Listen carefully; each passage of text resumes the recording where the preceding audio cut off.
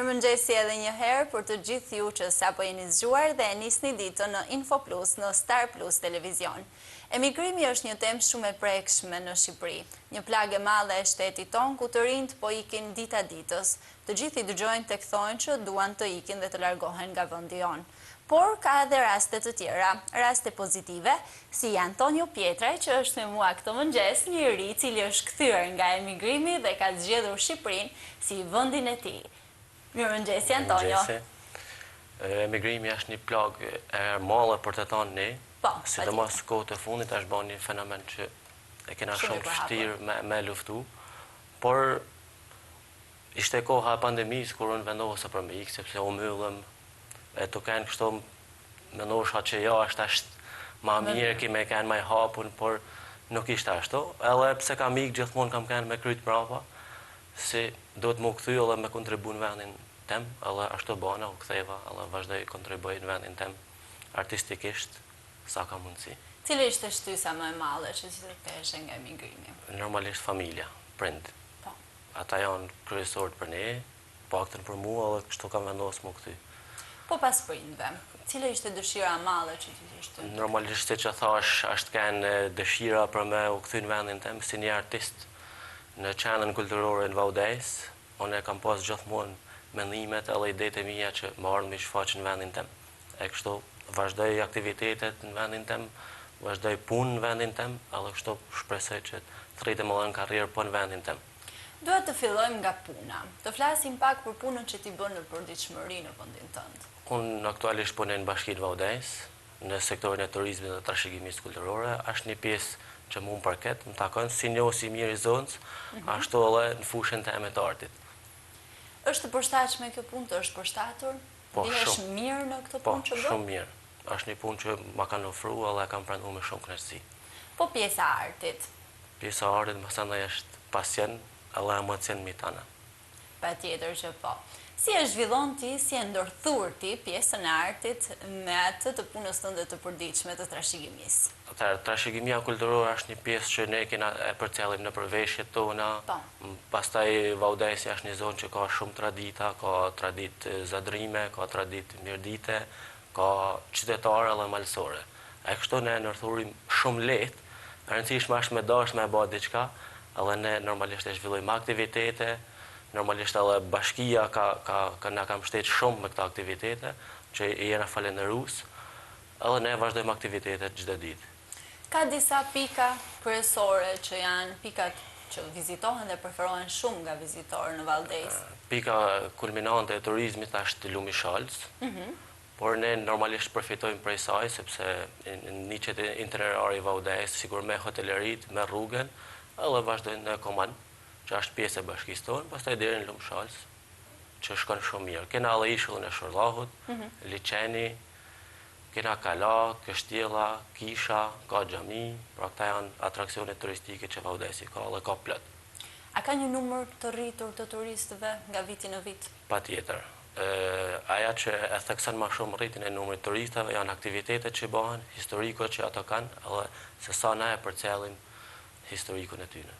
A mund të përmendim disa nga aktivitetet për shembull që bëhen? Aktivitetet bëhet hapja e sezonit turistik, bëhet dasma Skënderbeut, të cila është një prej gjëra më të mëdha që është bërë në Vaudès, sepse supozohet edhe ka fakte që Gjergj Kastrioti, heroi kombëtar, ka vendosur konorën e martesë në kishën e Vaudèsit, në kishën e Shënmërisë. Të kalojmë pak tek dasma e Skënderbeut. E di që për ty është një lidhje tepër e veçantë, sepse ti ke pasur rolin e aktorit kryesor dhe është një peshë tepër e madhe të mbash rolin e Skënderbeut. Si e ndjerë në ato momente, para se të më tregosh më shumë për detajet e dasmës? Patjetër, e kam prit, normalisht fillimi ishte si bombë, kur mu më thirrën në zyrë, edhe më thonin që do të bash rolin e Gjergj Kastriotit. Aja është një emocion shumë i madh, por edhe peshë shumë e madhe me përgjegjësi shumë të madhe. Por jam mundu me e bëu më të mirën teme për atë rol, e normalisht me kanë krenar edhe për heroin kombëtar, por edhe unë si aktor me kanë krenar kur shoh paraqitit e mija skenike, normalisht me një rol aq të madh si është herojt tonë kombëtar. Si lindi ideja e krijimit të një aktiviteti të tillë, dasma e herojt kombëtar?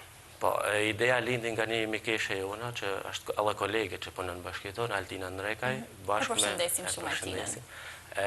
Bashkë me disa të misionit katolik shqiptar në Austri, në Vjenë, edhe u kështu shfaq ideja, ata allanin idejen që do të bëni dasmën e Skënderbeu.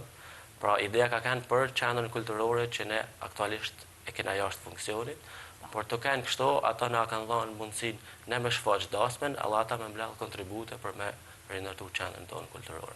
Sa e vështirë ishte kjo?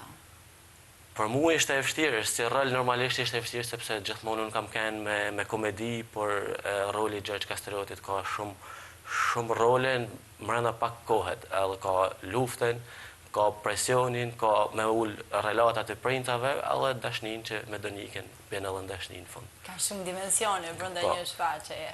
Pastaj, normalisht edhe pjesa organizative ka shumë pesh, por kena kanë një grup cilë di falenderit e tanë, me regjizar, me aktor, me skenarista, edhe artista që do të një falenderu pa fund, sepse jena të tanë amator, por kena bani diçka shumë të mirë. Mungesa dhe një vëndi që ndoshta ju të bërni prova, sa ka ndikuar për ju? Pa tjetër që ndikon shumë, por unë jam me atë që në qëse diçka dënë me e ba, nuk të nalën asesen për me ba. Dhe kjo bë më së mire. Mund të përmendësh disa nga vëndet që është zhvilluar dasma e Skënderbeu? Po, dasma e Skënderbeu në fakt mori e honë, ne kena shfaq në dy shtete, edhe 4 qytete, 2 qytetet Kosovës, Pejë, Stubull, pastaj duke vazhdu edhe në Europë, në Austri, në Graz dhe Vjenë. Tash pritet edhe Zvicra për një konfirmim, po këtë vit. Duhet më tregosh pak për publikun, si e ka pritur publiku në Valdez, sa ndryshon nga publiku në Kosovë dhe më pas në Vjenë? Faktikisht, kur bëhet fjalë për herojnë kombëtar, nuk mundesh me bën një dallim, sepse është herojit e tanëve. Por, po flasim për Valdezin, se të i pas edhe në përditshmëri, edhe në komunikim, edhe backgroundin, edhe gjanet që merr mrapa janë mesazhet, edhe atë me ato të Valdezit, bezdi se presin çdo vit, domethënë mendojnë me shfaqja edhe ma shpesh se sa një herë në vit, por mundësia nuk është për mu shfaqja. Pra ka kërkesa që mu shfaqja edhe mezi e presin dasmën e Skënderbeu. Po publiku në Kosovë dhe në Vjenë? Publiku në Kosovë ishte i mrekullueshëm, gjithashtu edhe në Vjenë. Në Vjenë ka kanë, në tëna këta shfaqje që ne kena ba, për mu ka kanë emocioni ma malë në Vjenë, kër është shfaqja. Publiku kishte edhe publik të huj, por që në fund janë njerëzit që kanë emigru me kohë, pra komunitetet shqiptare që jetojnë atje, që fëmijët ju kanë lindë atje, por kur shef edhe burra me mjekër të bardhë, që fillojnë edhe lëtojnë, është emocion tjetër. Kur është zhvilluar për herë të parë? Për herë të parë është zhvilluar me 16 korrik 2024. Dhe është dhënë vazhdimisht? Është dhënë edhe këtë vit në qershor, sepse ne dasma e Skënderbeut realisht është me 26 prill, por to kanë që me lanë edhe e honë më të madhe, edhe emigranta ka shumë, vendosim që me e banë vertë, këtë edhe publik më të malë, edhe e honë më të malë. Që edhe ta kenë mundësin me po ma shumë njerës. Të ka zhvilluar ty si individ?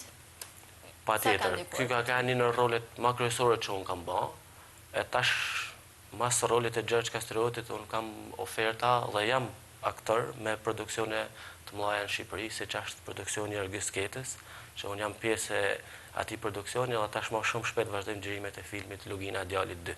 Është një film horror, është hera parë e këtij zhanrit në Shqipëri, edhe për mu ka qenë shumë e madhe kjo gjë. Mund na tregosh pak detaje nga roli jot aty?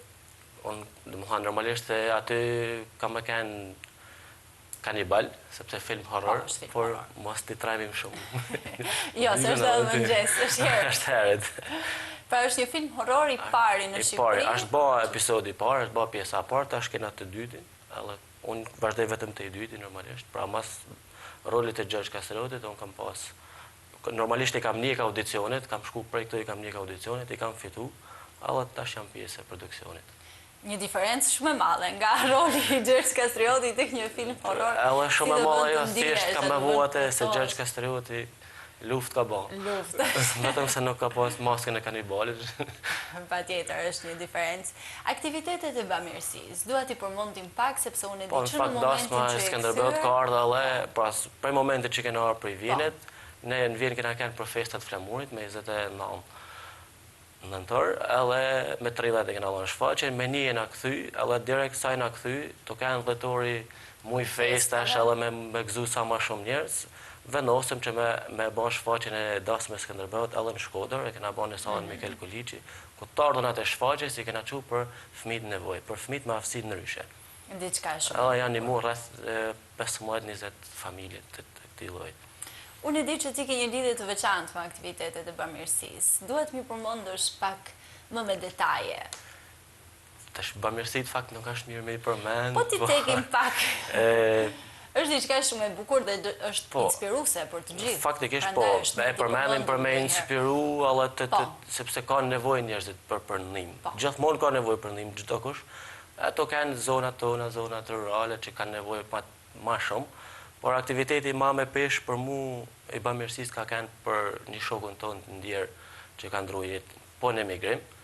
Edhe kena bërë aktivitetin e Renatës me titullin Renata jeton, kena zhvillu aktivitete pikturet në shkolla, konkurs pikturet, normalisht me portretin e Renatës. Kena zhvillu aktivitet volejbollit për femra edhe futbollit për meshkuj. Edhe kena blell kontribute, edhe janë blell diko deri te 3,5 milionë lekë të vjetra, edhe janë ndihmu 42 familje me ushqime, edhe rreth 700.000 lekë vjetra për një qenër të fëmijëve autik që nollet në Vavdes, është pagu mësuesi për me jonajt gati fëmijëve. Diçka shumë e bukur. Sa krenar ndihen prindërit për ty? Ti the që i kthyer nga emigrimi vetëm për ta, dhe më pas ke ndjekur ëndrat e tua këtu. Sa krenar, çfarë të thonë ato sot? Ata ndihen shumë krenar, janë shumë të mirë, dhe se di. I përshëndesim shumë. Patjetër. Ata ndihen shumë krenar, po ti sa krenar ndihesh që ke bërë këtë zgjedhje? Shumë.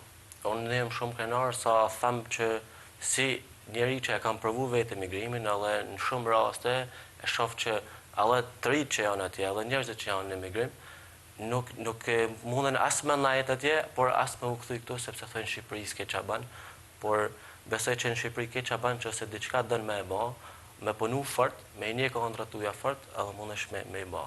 Unë për momentin jam kthy, vazhdoj punë në administratë, vazhdoj edhe studimet, një kolla antrën, kështu që besoj është një mesazh i fortë për çdo të ri, që është dy mendesh o më ardh ose më ndajt atje, kështu që besoj që është një mesazh i fortë që ata të kthehen në vendin e vet.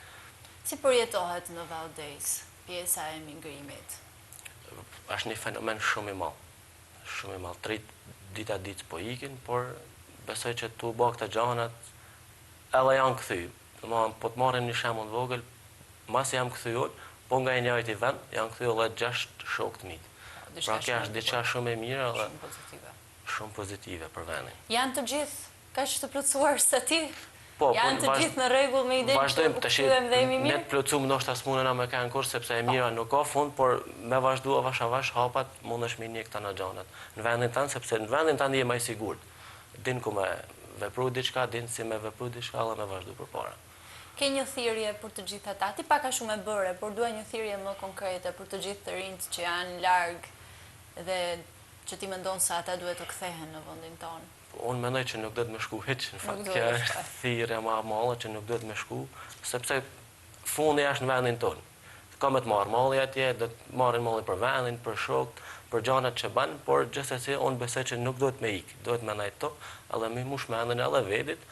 Edhe ndoshta qeveritarëve që ne ja lajm fajin qeveritarëve, nuk do na me hyta ja pjesë, por ndryshimi vazhdon te vetja. Edhe ne nëse nuk ikum, do të më ndaj to edhe me vazhdu. Sepse edhe kur të ikum, do të kthehena edhe prapë njëjta gjë. Kështu që më mirë mos me ik. Patjetër, ti përmend pjesën e qeverisë, po sa të mbështetur janë të rinjt nga institucionet, sipas mendimit tënd?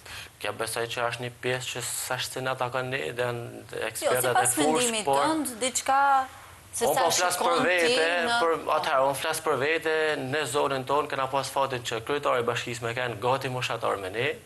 Ai na mbështet për çdo aktivitet edhe për çdo gjë që ne bëjmë. Kjo ju bën të ndjeni mirë. Shumë mirë. Sepse artistat në përgjithësi kanë nevojë vetëm me u thënë po vazhdo. E mos andaj artistat i bëjnë gjithçka vetë. Po dikush që nuk është artist, njëri që kthehet nga emigrimi, por nuk di çfarë të bëj, a e gjen mbështetje në institucione?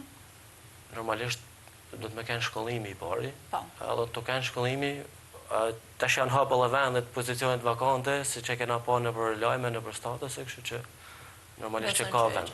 Patjetër, një që është i aftë, nuk i mungon kur opsioni për me punu. A mund të ndjekin ëndrat të rinjt në emigrim? Sa në Shqipëri, ja. Pra kjo është edhe një thirrje tepër më e madhe. Absolutisht. që duhet, për të ndjekur ëndra, duhet të kthehemi në vendin tonë. Në vendin tonë, sepse minimumit ti duhesh me ditë gjuhën atje. Gjuhën dhe me ditë me dialekte, me thekse, pra i të fillu jo nga zero. Në Shqipëri, në qësi zero, vazhden e nëmërën 1, 2, 3, 1 hapët, ndërsa atje je minus. Je poshtë zeros. Je poshtë zeros. Të falenderoj shumë për këto mesazhe të bukura që na dhe këto mëngjes. Faleminderit ju.